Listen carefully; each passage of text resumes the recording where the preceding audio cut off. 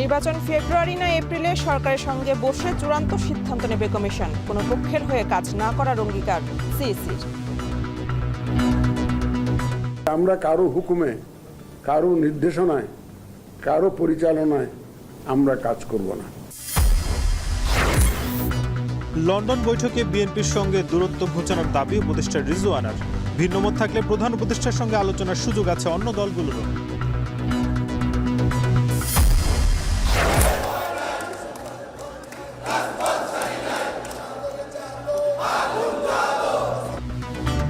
দ্রুত মেয়র ঘোষণা না হলে দক্ষিণ সিটির তালা খুলবে না। লাগাতার আন্দোলনের হুঁশিয়ারি ইশরাকের। এলজিআরডি উপদেষ্টার বিরুদ্ধে আইন লঙ্ঘনের অভিযোগ। পূর্ণাঙ্গভাবে কার্যকর করার জন্য যে বাধাগ্রস্ত করা হচ্ছে, এটার বিরুদ্ধে আমাদের যে আন্দোলন রয়েছে সেটি অবশ্যই চলমান থাকবে।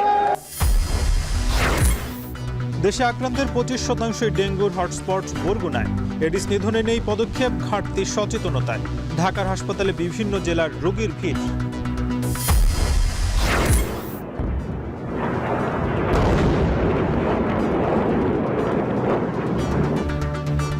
ইরানের জ্বালানি স্থাপনায় আক্রমণের পর ইসরায়েলের কয়েকটি শহরে পাল্টা ক্ষেপণাস্ত্র হামলা। নিহত 10। লড়াইয়ে তেহরানের পাশে নেই মিত্রদেশ।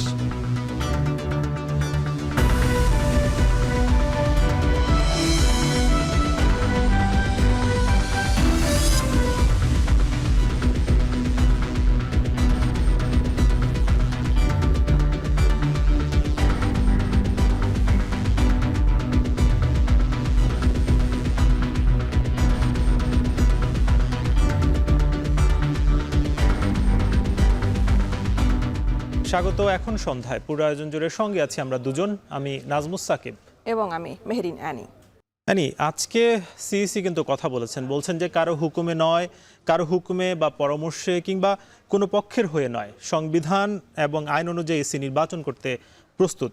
এবং নির্বাচন কমিশনার কিন্তু আজকে যে দুপুরে আগারগাঁয়ের যে ভবনটি আছে সেখানে কিন্তু সাংবাদিকদের এসব কথা তিনি জানিয়েছেন। আর এই সময় কিন্তু তিনি হুঁশিয়ারি দিয়েছেন যে যাতে এবারের ভোটে যদি কেউ বিঘ্ন করে তাহলে কিন্তু তাদের এবারের নির্বাচনে কোনো সুযোগ দেওয়া হবে না। এছাড়া তিনি জানিয়েছেন যে এবারের যে নির্বাচনের যে সময়সীমা চূড়ান্ত করতে প্রয়োজনে শিগগিরই কিন্তু তিনি প্রধান উপদেষ্টার কথা বলবে। এ নিয়ে আমাদের হাতে একটি বিস্তারিত প্রতিবেদন আছে, দেখে নেব সেটি। আগামী জাতীয় সংসদ নির্বাচন কবে হবে তা নিয়ে রাজনৈতিক অঙ্গনে চলছে নানা আলোচনা। সম্প্রতি প্রধান উপদেষ্টার লন্ডন সফরে বিএনপির ভারপ্রাপ্ত চেয়ারম্যান তারেক রহমানের সাথে বৈঠকে কথা ওঠে নির্বাচনের দিনক্ষণ নিয়ে।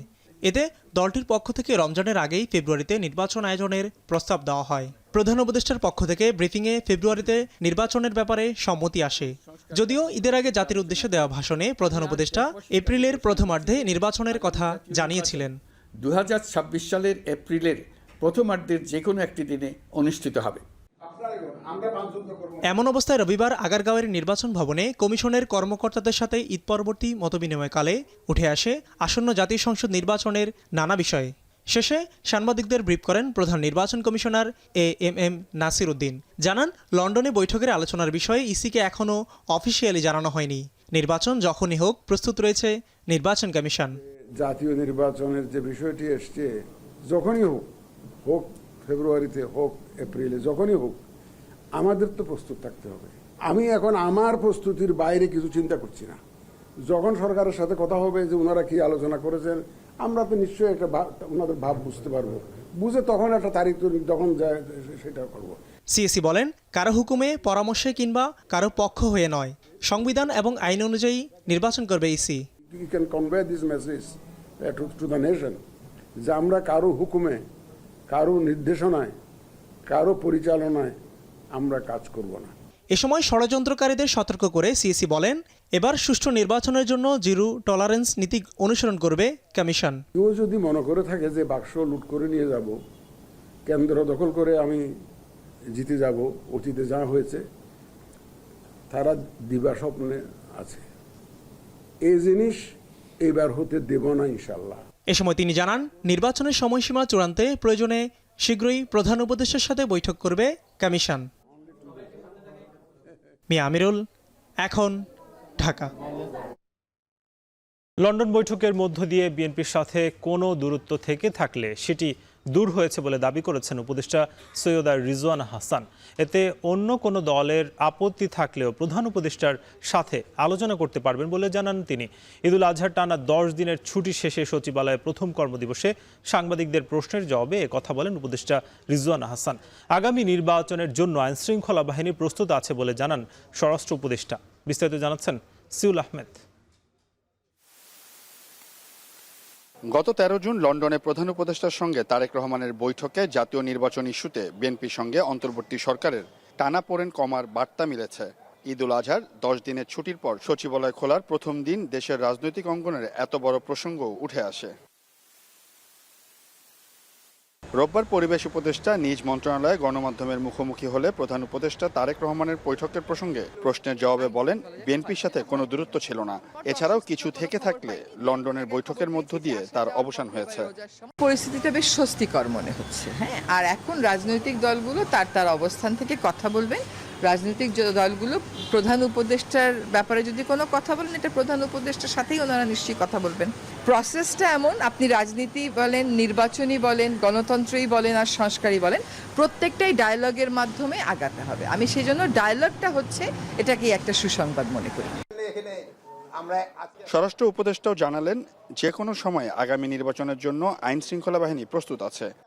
আইন শৃঙ্খলা পরিস্থিতি নির্বাচন কেন্দ্রিক বা যে কোনো সময়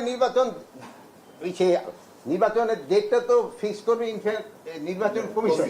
ওনারা যেই সময় ফিক্স করবে, আমরা মনে হয় আমাদের আইন শৃঙ্খলা বাহিনী ওই সময় তারা প্রস্তুত। এদিন ঈদযাত্রা ও কোরবানি নিয়ে কথা বলেন সড়ক সেতু ও রেল উপদেষ্টা, মৎস্য ও প্রাণী সম্পদ মন্ত্রণালয়ের উপদেষ্টা। যারা বেশি ভাড়া নিচ্ছে তাদেরকে ফাইন করা হয়েছে। তারপরে হচ্ছে যে যারা বেশি ভাড়া হয়েছে তাদের আদায় করা হয়েছে, যাত্রীদেরকে আবার টাকা ফেরতও দেওয়া হয়েছে। তারপরে কমলাপুর রেল স্টেশনেও সবাই খুব খুশি ছিল। 1,25,00,000-এর মতো আমাদের সাপ্লাই ছিল। এবার মানে কোরবানি হয়েছে আমি জানি 97 লাখ বা এরকম, তার মানে যথেষ্ট ছিল। এবং ছোট গরু এবং দেশীয় গরু যেটা খামারিরা করে। অন্যান্য উপদেষ্টাদের মতো মন্ত্রণালয়ে যোগ দেন নারী ও শিশু বিষয়ক উপদেষ্টা শারমিন এস মুর্শিদ। পরে সাংবাদিকদের তিনি জানান, নারী নির্যাতন দমন করতে এই সরকার দৃশ্যমান কিছু নীতিগত সিদ্ধান্ত নিতে যাচ্ছে। নারী নির্যাতনের বিষয়টা কখনো কোনোদিনও এই দেশে একটা সুব্যবস্থার ভেতরে, একটা নিয়ন্ত্রণের ভেতরে কোনোদিনই ছিল না, কোনোদিনই আনতে পারিনি। এখন আমরা যে সিদ্ধান্তগুলো বা যে কাজগুলো হাতে নিয়েছি, সেগুলোর বিকাশ ঘটতে, সেগুলোকে প্রতিষ্ঠিত করতে আরও কতদিন সময় লাগবে। আমরা অনেকগুলো অ্যাকশন নিয়েছি, অনেকগুলো স্ট্রাকচারাল চেঞ্জ এনেছি, যেটা এখনও তোমাদের সামনে আমরা তুলে ধরিনি। এছাড়াও এ সকল সিদ্ধান্ত কার্যকর হলে দেশে নারী ও শিশু নির্যাতন কিছুটা কমবে বলেও প্রত্যাশা করেন তিনি। সিউল আহমেদ, এখন, ঢাকা। দ্রুত মেয়র ঘোষণা না হলে দক্ষিণ সিটির তালা খুলবে না হুঁশিয়ারি দিয়ে এবার বিরতিহীন আন্দোলনের ঘোষণা দিলেন ইশরাক হোসেন। রোববার সকাল থেকেই নগর ভবনের সামনে শুরু হওয়া অবস্থান কর্মসূচিতে যোগ দিয়ে এ ঘোষণা দেন তিনি। এ সময় এলজিআরডি উপদেষ্টার বিরুদ্ধে আইন লঙ্ঘনের অভিযোগ তোলেন ইশরাক। আরও জানাচ্ছেন শম্পা বিশ্বাস। ঈদের ছুটির পর রোববার সকাল থেকে আবারও ঢাকা দক্ষিণ সিটি কর্পোরেশনের সামনে গণ অবস্থান কর্মসূচি শুরু করেন ইশরাক হোসেনের সমর্থকেরা। তাদের দাবি, দ্রুত ঢাকা দক্ষিণের মেয়র হিসেবে ইশরাক হোসেনকে শপথ পড়ানো এবং দায়িত্ব বুঝিয়ে দেওয়ার। রোববার সকাল থেকে এডিএসসিসির নগর ভবনের সামনে জড়ো হতে থাকেন ইশরাক হোসেনের কর্মী সমর্থকেরা। সকাল 11টার দিকে এই কর্মসূচির সঙ্গে একাত্মতা ঘোষণা করতে নগর ভবনে আসেন ইশরাক হোসেন। নেতার আগমন দেখে তার সমর্থকেরা স্লোগানে মুখরিত করে তোলেন নগর ভবনের চত্বর। উপস্থিত হওয়ার কিছুক্ষণের মধ্যেই নেতাকর্মীদের উদ্দেশ্যে বক্তব্য রাখেন ইশরাক। ঘোষণা দেন বিরতিহীনভাবে আন্দোলন চালিয়ে যাওয়ার। কোনোভাবেই সরকারকে কেন জানি বোঝানো যাচ্ছে না যে এই লড়াই আমরা হারার জন্য আসি নাই, এই লড়াই আমরা জেতার জন্য এসেছি। কারণ এখানে জনগণের ভোটে আমি সরাসরি নির্বাচিত হয়েছি। মানুষের গণতান্ত্রিক অধিকার রক্ষার জন্য আমরা লড়াই করছি। এই লড়াই থেকে আমরা কোনোভাবেই ফিরে আসার, পেছনে আসার কোনো সুযোগ নাই। বক্তব্যে সরকারের প্রতি দ্রুত এই সমস্যা সমাধানের আহ্বান জানান ইশরাক হোসেন। না হলে এই অচলাবস্থা কাটবে না বলেও হুঁশিয়ারি দেন তিনি। এ সময় জনভোগান্তি নিয়েও কথা বলেন ইশরাক। আমরা একটা সিদ্ধান্ত নিয়েছি যে দৈনন্দিন যে সেবাগুলো রয়েছে সেই সেবাগুলোকে আমাদের তত্ত্বাবধানে চালু করা হবে, কিন্তু এর বাইরে অন্য কোনো বিভাগ বা অন্য কোনো উন্নয়নমূলক কর্মকাণ্ডের জন্য যারা এখানে আছেন তারা অফিস করতে পারবে না। এবং আমরাও প্রধান ফটকের তালা, এটা একটা প্রতীক, এই তালাটা আমরা খুলতে পারছি না। এদিকে নগর ভবনের সামনে অবস্থান নেয়া ইশরাক হোসেনের সমর্থকেরা জানান, সরকার দ্রুত ইশরাক হোসেনকে তার দায়িত্ব বুঝিয়ে না দিলে রাজপথে অবস্থান নেবেন তারা। একই সঙ্গে ঢাকাবাসীকে সঙ্গে নিয়ে আবারও বড় আন্দোলন গড়ে তোলার হুঁশিয়ারি দেন অবস্থানকারীরা। ভোটের মাধ্যমে যে নেতা আমাদের নির্বাচিত হয়েছেন ইঞ্জিনিয়ারিং ইনস্ট্রাকশন সাহেবকে, তাকে সেবা করার সুযোগ দিতে হবে। আমাদের যে এই দাবি আছে এই দাবিটা তারা মেনে নেক, তাহলে আমাদের সবকিছু শেষ হয়ে যাবে, আমরা এখান থেকে চলে যাব। আমাদের তো যতগুলো আন্দোলন এই পর্যন্ত আমরা চালিয়ে গিয়েছি, তো এই আমরা তো রাজপথের থেকেই তো আমরা পেয়েছি, এখন আমরা রাজপথে আন্দোলন করব। যতক্ষণ পর্যন্ত আমাদের ঘোষণা না হবে আমরা এখানে অবস্থান করব। ইশরাক হোসেনকে ঢাকা দক্ষিণ সিটি কর্পোরেশনের মেয়র হিসেবে শপথ পড়ানো এবং দায়িত্ব বুঝিয়ে দেওয়ার দাবিতে গত 15 মে থেকে নগর ভবনের সামনে অবস্থান কর্মসূচি পালন করে আসছেন তার সমর্থকেরা। 3 জুন ঈদুল আজহাকে সামনে রেখে এই আন্দোলন সাময়িক শিথিলের ঘোষণা দেওয়া হয়েছিল। শম্পা বিশ্বাস, এখন, ঢাকা। দেশে করোনা ভাইরাস এবং ডেঙ্গু এই দুই রোগেরই প্রকোপ বাড়ছে। বিশেষ করে উদ্বেগজনক হারে বেড়েছে ডেঙ্গু এবং আক্রান্তের সংখ্যা। ডিএনসিসি হাসপাতাল কর্তৃপক্ষ বলছে, হাসপাতালটিতে ডেঙ্গু আক্রান্ত হয়ে ভর্তি রোগীদের বেশিরভাগই দেশের বিভিন্ন জেলা শহর থেকে এসেছেন। এবার ডেঙ্গু এবং করোনা সংক্রমণের লক্ষণও পরিবর্তন হয়েছে বলে জানিয়েছে চিকিৎসকরা। রোববার সকাল 8টা পর্যন্ত 24 ঘন্টায় করোনায় 1 জন মারা গেছে। এ সময় শনাক্ত হয়েছে 26 জনের দেহে। আর ডেঙ্গুতে মারা গেছে 1 জন, আক্রান্ত 249 জন। বিস্তারিত জানাচ্ছেন জাবেদ আব্দুল্লাহ। দেশে প্রতিদিনই বাড়ছে ডেঙ্গু ও করোনা রোগীর সংখ্যা। রোববার ডিএনসিসির ডেডিকেটেড কোভিড-19 হাসপাতালের বহির্বিভাগে রোগীর অতিরিক্ত ভিড় দেখা গেছে, যার মধ্যে জ্বর, ঠান্ডা, গলা ব্যথা, সর্দি, কাশির রোগী ছিল বেশি। হাসপাতালে কোভিড সংক্রমণ ঠেকাতে মাস্ক পরার জন্য ছিল কঠোর নির্দেশনা। চাপ বাড়ায় রোগীর স্বজনরা অভিযোগ করেন, সেবা পেতে তাদের বিড়ম্বনা পোহাতে হচ্ছে। করোনা বাড়তেছে এই জন্যই, যে অন্য কিছু হইলো কিনা এই জন্য আসছি। পা ফুলা, শরীর ব্যথা, এর জন্য আসছি আমি দেখাইতে, আর বাবুর জন্য আসছি জ্বরের জন্য দেখাইতে। ডেঙ্গু পরীক্ষা করছি, ডেঙ্গু না, তারপরে পরীক্ষা করছি, করোনা পরীক্ষা করছি, করোনা না। বলছে যে ঠান্ডা জ্বর নাকি, এই কারণে আসছি যে নিউমোনিয়া হইলো কিনা। এদিকে হাসপাতালটির কোভিড-19 আইসোলেশন ওয়ার্ড ঘুরে দেখা গেছে, কোভিডে আক্রান্ত হয়ে নতুন রোগী ভর্তি হয়েছে 14 জন, আর গেল 24 ঘন্টায় ডেঙ্গু রোগী ভর্তি হয়েছে 10 জন। অধিকাংশই বিভিন্ন হাসপাতাল থেকে এসেছে।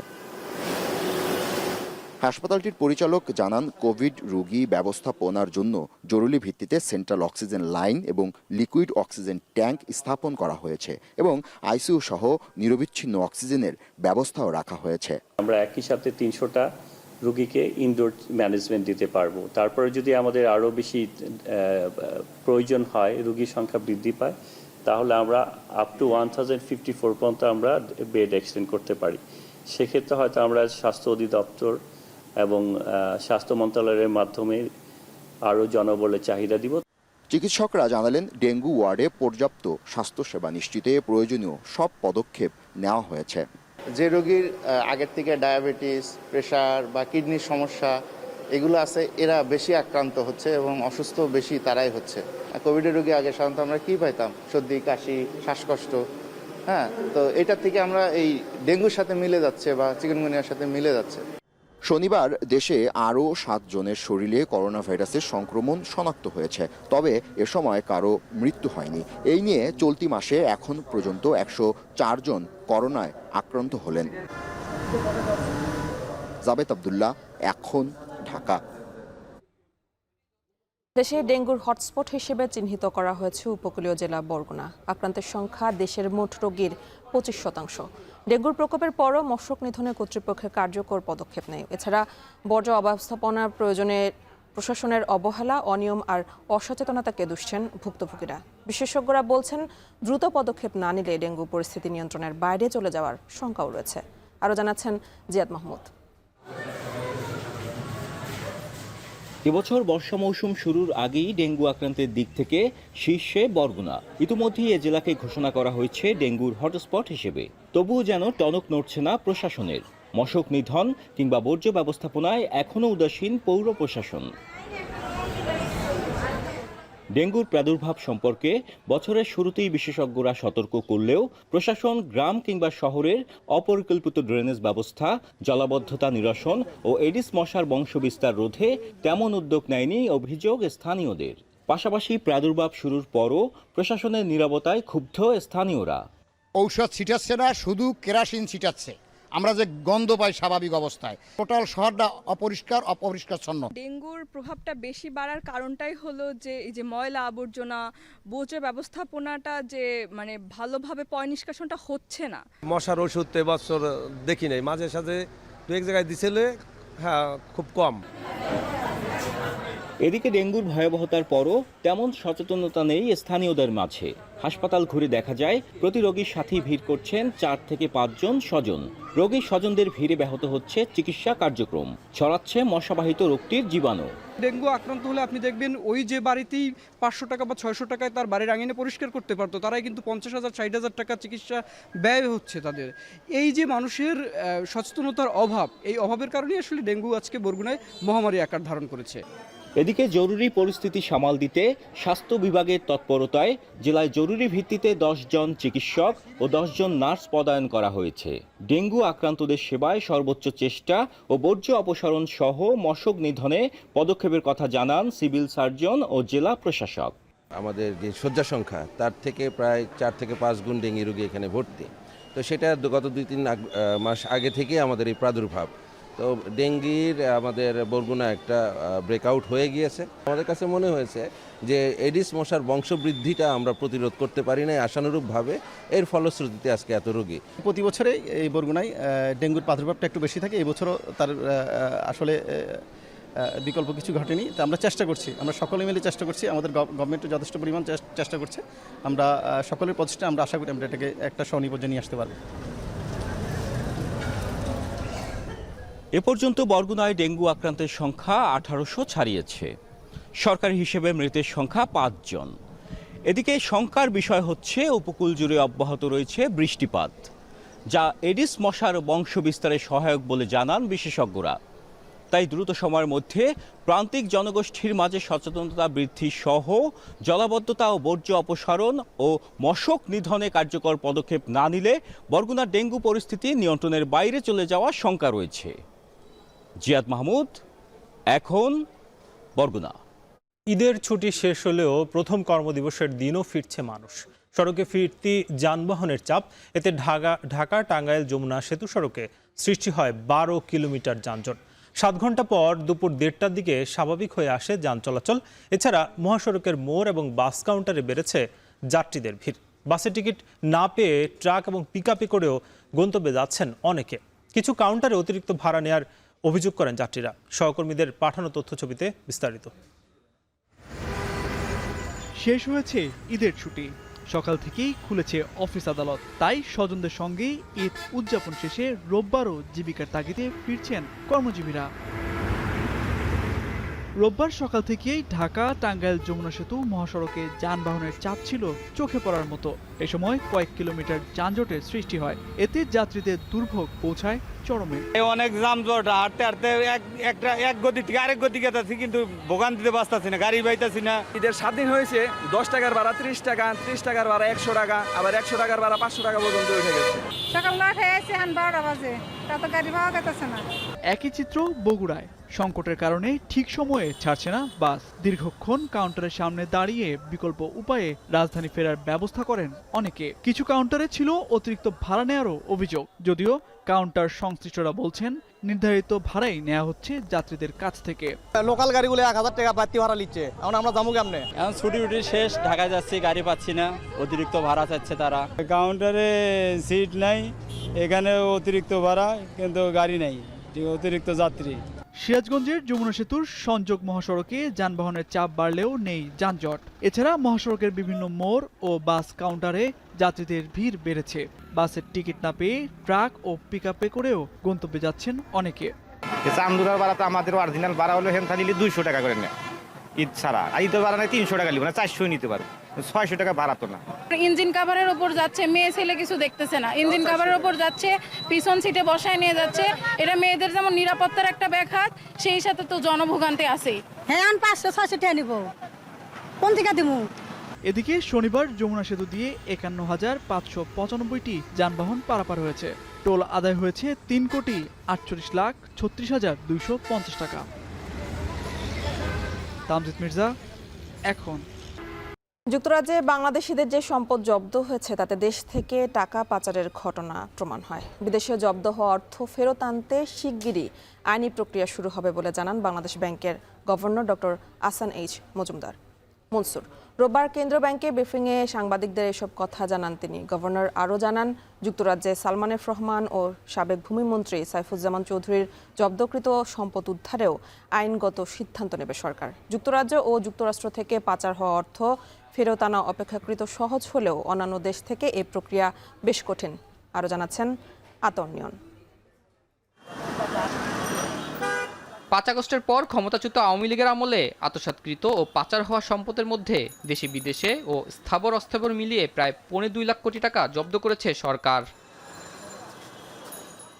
গত 16 বছরে আওয়ামী লীগ সরকারের আমলে সহযোগী ও ব্যবসায়ীরা প্রায় 30 লাখ কোটি টাকার বেশি পাচার করেছে বলে অভিযোগ উঠেছে শ্বেতপত্রের প্রতিবেদনে। এর মধ্যে রয়েছে 5 আগস্ট পালিয়ে যাওয়া শেখ হাসিনা পরিবার ও 10 ব্যবসায়ী গ্রুপ সহ বিভিন্ন ব্যক্তি। এরই ধারাবাহিকতায় আদালতের নির্দেশে বিভিন্ন দেশে থাকা সম্পদ ও অর্থ জব্দ করা হয়েছে। পাচার হওয়া এসব অর্থ ফেরত আনতে শিগগিরই আইনি প্রক্রিয়া শুরু হবে বলে জানান বাংলাদেশ ব্যাংকের governor doctor Ahsan H Mansur. রোববার বাংলাদেশ ব্যাংকে ব্রিফিংয়ে সাংবাদিকদের এসব কথা জানান তিনি। যদি অ্যাসেট ফ্রিজ না করা হয়, গভর্নর বলেন, যুক্তরাজ্যে সালমান এফ রহমান ও সাবেক ভূমিমন্ত্রী সাইফুজ্জামান চৌধুরীর জব্দকৃত সম্পদ উদ্ধারেও আইনগত সিদ্ধান্ত নেবে সরকার। বিচারিক প্রক্রিয়ার মধ্যে দুটো জিনিস হয়, একটা ডিপেন্ডস করে সরকারের উপর।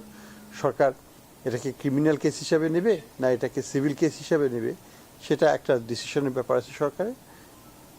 এবং এই ডিসিশনটাও আবার ডিপেন্ড করবে সেই মানে তাদের যে অপরাধ, সে অপরাধের গুরুত্বটা কতখানি এবং সেই অপরাধের আমাদের যথেষ্ট প্রমাণাদি আছে কি না। এটা সিভিল কেস এবং ক্রিমিনাল কেসের মধ্যে যেটা প্রমাণ দিতে হবে সেটা পার্থক্য অনেক বেশি, গুণগত পার্থক্য অনেক বেশি। ক্রিমিনাল কেসে অনেক বেশি তথ্য উপাত্ত দিতে হবে, অনেক বেশি সাক্ষ্য প্রমাণ সাবমিট করতে হবে এবং নিজেদেরও আস্থা, নিজেদের লয়ার, আমাদের লয়ারদেরও বিশ্বাস করতে হবে যে এই প্রমাণটা দিয়ে আমি একটা ক্রিমিনাল ভার্ডিক্ট পেতে পারি, সেটা একটা উপায়। আর যদি পর্যাপ্ত সাক্ষ্য প্রমাণ না থাকে সেক্ষেত্রে বেশিরভাগ ক্ষেত্রেই যেটা হয় যে ঠিক আছে তুমি আমার টাকা নিয়ে গেছো, টাকাটা এইভাবে গেছে, আমি সেটা দেখতে পাচ্ছি এবং এই সম্পদগুলো হয়তো ওই টাকা দিয়ে করা হয়েছে, আমাকে এই টাকাটা ফেরত দেওয়া হোক। তো এই লাইনে তখন আর্গুমেন্টটা চলে আসবে। সম্পদ ফিরিয়ে আনতে সরকারের সাথে চুক্তিবদ্ধ বিদেশি অডিট ফান্ড ও বিশেষায়িত প্রতিষ্ঠানগুলো নিজেদের তহবিল থেকে 50 থেকে 100 মিলিয়ন ডলার বিনিয়োগ করতে রাজি হয়েছে বলে জানান গভর্নর। যুক্তরাজ্য ও যুক্তরাষ্ট্র থেকে পাচার হওয়া অর্থ ফেরত আনা অপেক্ষাকৃত সহজ বলেও জানান তিনি। আমাদের মিউচুয়াল লিগ্যাল অ্যাসিস্ট্যান্সের রিকোয়েস্ট এখনো খুব বেশি দেশে পাঠানো হয়নি, এটা একটা বিষয়। 2 নম্বর হচ্ছে বিভিন্ন দেশ বিভিন্ন পর্যায়ে আছে, আমাদের সাথে ইন্টেন্সিভ ডিসকাশন, সত্যিকার অর্থে আমরা অন্যান্য সব দেশের সাথে আলোচনা আছি, কিন্তু ইন্টেন্সিভ ডিসকাশনটা কিন্তু ইউকের সাথেই হচ্ছে। এবং দ্বিতীয়ত হচ্ছে যে দুটো জিনিস এখানে, একটা হচ্ছে যে ইউকেতে আমাদের সাথে যোগাযোগটা টেকনিক্যাল লেভেলে অনেক গভীর। 2 নম্বর হচ্ছে তারা আমাদেরকে যথেষ্ট সহায়তাও দিচ্ছে, এই ডকুমেন্ট প্রিপারেশনেও তারা সহায়তা দিচ্ছে, টেকনিক্যাল সাপোর্টও দিচ্ছে। গভর্নর বলেন, অন্যান্য দেশ থেকে এই প্রক্রিয়ায় পাচার হওয়া সম্পদ উদ্ধার করা কঠিন, তবে সব দেশের সঙ্গেই আলোচনা চলছে বলেও জানান তিনি। ঠিক আছে, থ্যাংক ইউ। আতাউর নিয়ন, এখন, ঢাকা। সাতক্ষীরায় সাবেক সংরক্ষিত নারী সংসদ সদস্য রিফাত আমিনের বাড়িতে অভিযান চালিয়ে তার ছোট ছেলে রুমনকে অস্ত্র এবং মাদকসহ আটক করেছে সেনাবাহিনী। দুপুরে শহরের শহীদ আব্দুর রাজ্জাক পার্ক সংলগ্ন এলাকায় অভিযান চালিয়ে তাকে আটক করা হয়। সেনাবাহিনী জানায়, গোপন সংবাদের ভিত্তিতে অভিযান চালিয়ে রুমনের কক্ষ থেকে বিদেশি অস্ত্র, ইয়াবা ও মাদক সেবনের বিভিন্ন সরঞ্জাম জব্দ করা হয়। অভিযানের সময় সাবেক এমপি পুত্র মাদকাসক্ত ছিলেন বলেও জানানো হয়। আটক রুমনের বিরুদ্ধে মাদক বিক্রি ও সেবনের অভিযোগ রয়েছে। রিফাত আমিন 2014 সালে আওয়ামী লীগ মনোনীত সংরক্ষিত নারী আসনের সংসদ সদস্য ছিলেন। 2018 সালের পর থেকে তিনি বিদেশে বসবাস করছেন বলে জানা গেছে।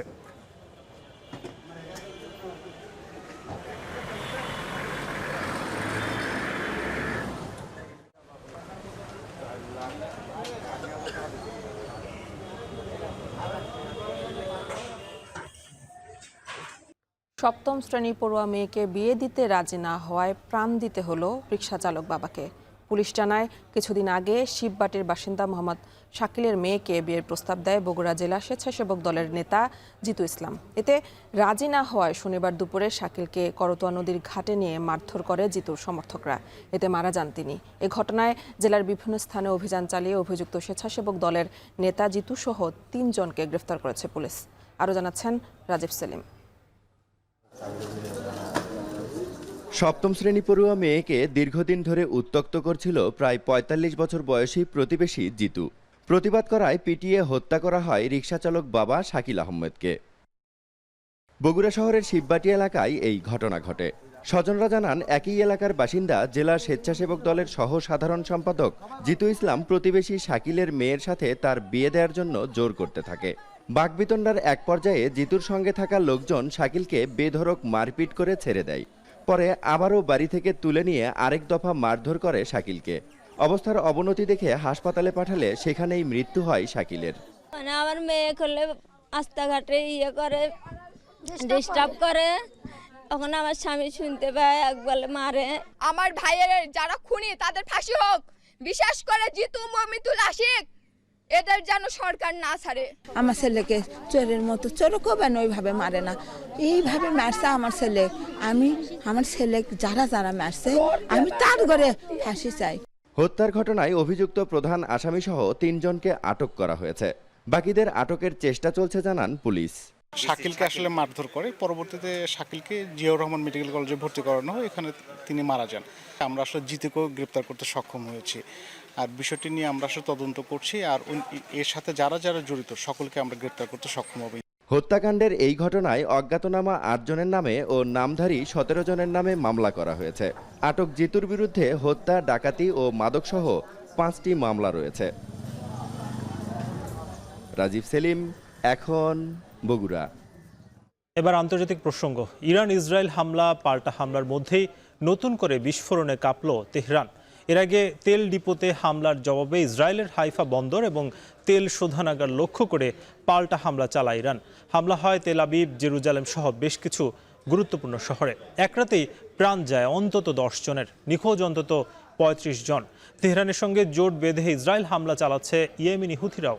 ইরানি ভূখণ্ডে ইসরায়েলি হামলার সঙ্গে যুক্তরাষ্ট্র জড়িত নয় বলে দাবি মার্কিন প্রেসিডেন্ট ডোনাল্ড ট্রাম্পের। বাকিটা জানাবেন সতীর্থ কর্মকার। তেল শোধনাগার, জ্বালানি স্থাপনা, গুরুত্বপূর্ণ বন্দর বা প্রতিরক্ষা দপ্তরে হামলা করে ইরানকে চাপে রাখতে চাইলেও খুব একটা সফল হয়নি ইসরায়েল। বরং ইরানের পাল্টা হামলায় ব্যাপক ক্ষয়ক্ষতির মুখে তেল আবিব, জেরুজালেম ও হাইফার মতো বন্দরনগরী।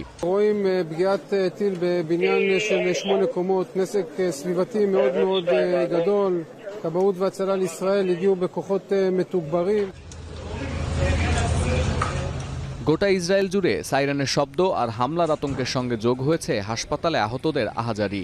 জরুরি বিভাগে রোগীর ঢল সামলাতে বিপর্যস্ত চিকিৎসকরা। উপকূলীয় শহর বাত ইয়ামে ধসে পড়া ভবনের নিচে আটকে পড়া বাসিন্দাদের উদ্ধারে চলছে অভিযান। এখনও বেশ কয়েকজন নিখোঁজ থাকায় ইসরায়েলের অধিকাংশ শহরে জারি আছে জরুরি প্রটোকল। হতাহতদের পরিবারের প্রতি সমবেদনা জানিয়ে বার্তা দিয়েছেন ইসরায়েলি প্রেসিডেন্ট। মন্তব্য করেছেন, ইহুদিদের নিশ্চিহ্ন করে দিতে চান ইরানের সর্বোচ্চ নেতা খামেনি। বিপরীতে ইরানের পররাষ্ট্রমন্ত্রীর দাবি, আত্মরক্ষার জাতীয় নিরাপত্তার প্রশ্নে কোনো ছাড় দেবে না তেহরান। আব্বাস আরাকচি আরও মন্তব্য করেছেন, ইরান ও যুক্তরাষ্ট্রের মধ্যে পরমাণু চুক্তি হোক, ইসরায়েল তা চায় না।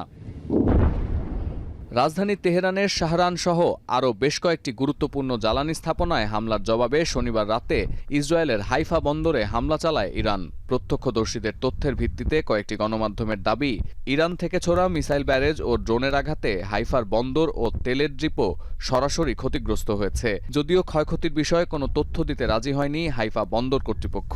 তবে আল জাজিরার তথ্য বলছে, শনিবারের হামলায় হাইফার একটি আবাসিক এলাকায় হতাহতের খবর পাওয়া গেছে। আগুনে পুড়ে গেছে বেশ কিছু ভবনও।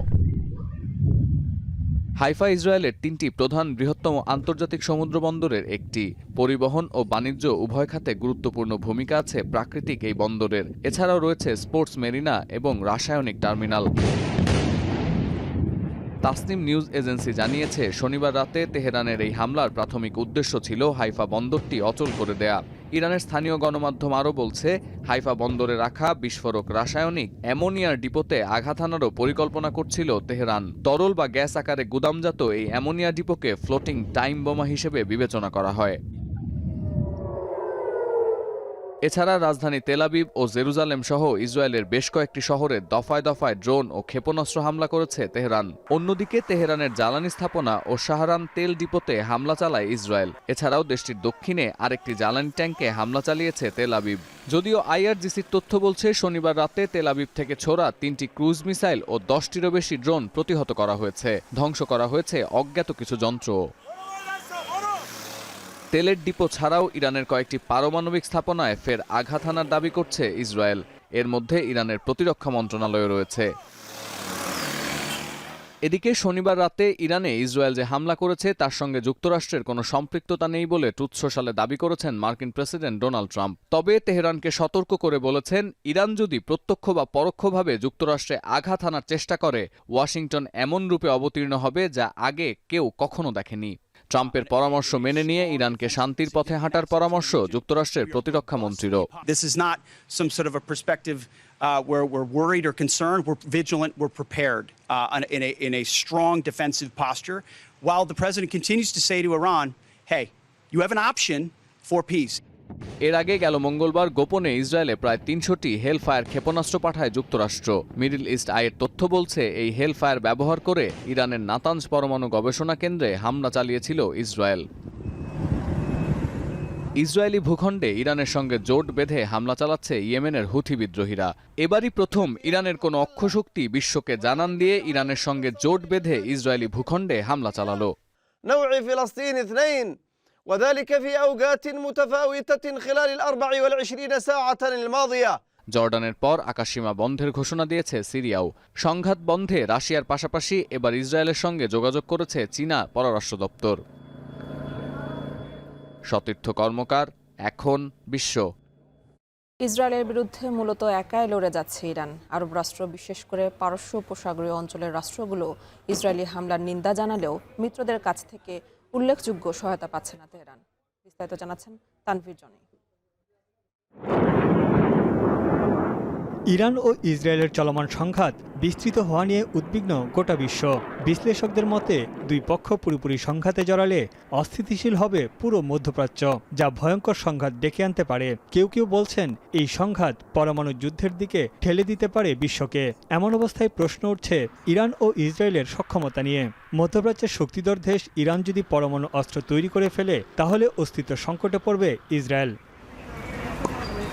তাই নিজের ভিত শক্ত করতে ট্রাম্পের কাঁধে চড়ে প্রতিবেশী দেশগুলোর সঙ্গে কূটনৈতিক সম্পর্ক স্থাপনে তোড়জোড় শুরু করে ইসরায়েল, যা আব্রাহাম চুক্তি নামে পরিচিত। সংযুক্ত আরব আমিরাত, বাহরাইন, সুদান ও মরক্কো এরই মধ্যে চুক্তিতে সই করেছে।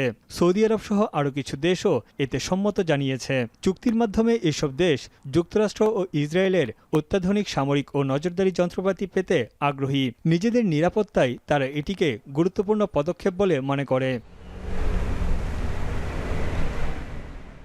হামলার কয়েক ঘণ্টা পরই ইসরায়েলের প্রতি নিন্দা জানিয়ে এক বিবৃতিতে সৌদি আরব জানায়, বর্বর এই হামলা আন্তর্জাতিক আইনের লঙ্ঘন। ওমান, কাতার, কুয়েত ও বাহরাইনও প্রায় একই সুরে বিবৃতি দিয়েছে। তবে তেহরানের পাশে এখনও কেউ দাঁড়ায়নি। চরম ক্রান্তিকালে মধ্যপ্রাচ্যে অনেকটা নিঃসঙ্গ ইরান। উপসাগরীয় বেশিরভাগ দেশে যুক্তরাষ্ট্রের সামরিক ঘাঁটি আছে, সেগুলোতে হামলার হুমকি দিয়ে রেখেছে তেহরান।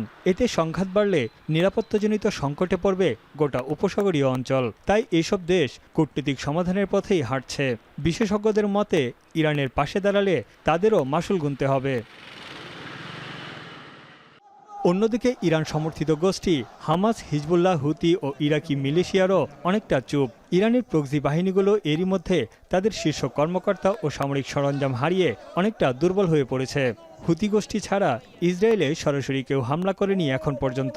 ইরানের অন্যতম মিত্র সিরিয়াও ধুঁকছে অর্থনৈতিক ও রাজনৈতিক সংকটে। এমন অবস্থায় মিত্রদের কাছ থেকে উল্লেখযোগ্য সহায়তা পাচ্ছে না ইরান।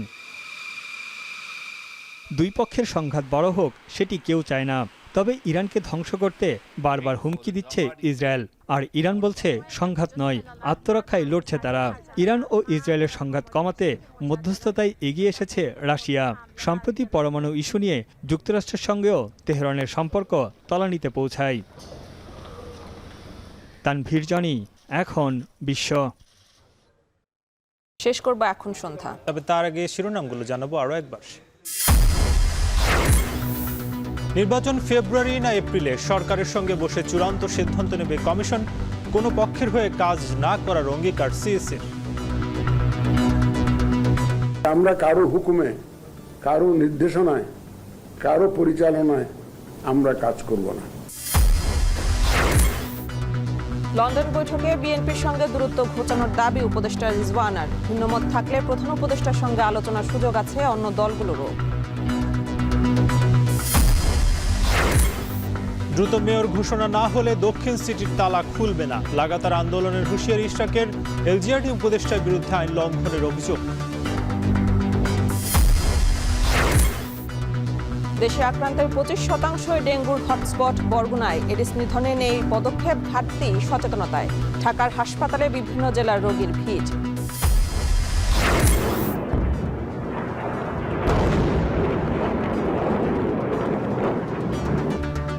এবং ইরানের জ্বালানি স্থাপনায় আক্রমণের পর ইসরায়েলের কয়েকটি শহরে পাল্টা ক্ষেপণাস্ত্র হামলা। নিহত 13। লড়াইয়ে তেহরানের পাশে নেই মিত্র দেশ।